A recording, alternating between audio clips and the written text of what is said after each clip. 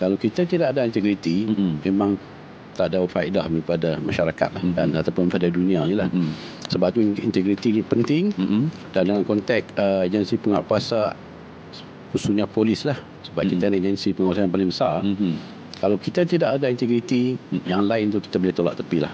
Sama ada pengalaman kita, aset kita, kepakaran kita, urusan kita kan, dan ketegasan. Banyak orang ada integriti, tetapi dia tak ada ketegasan. Jadi bila tak ada ketegasan, dia nak tegur orang, tak mampu nak tegur orang. Dia mungkin ada amanah, ada integriti, tapi kalau nak memimpin ni, kita tahu tak ada ketegasan, bukan boleh diletak untuk memimpin lah. Kita kena berlaku adil.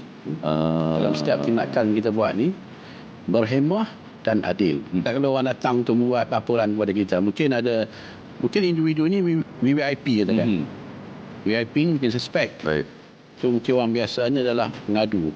So kita ada sikap yang tak adil pada orang. Jadi saya rasa itu pun memang tidak sikap yang tak perlu ada pada penguatkuasa.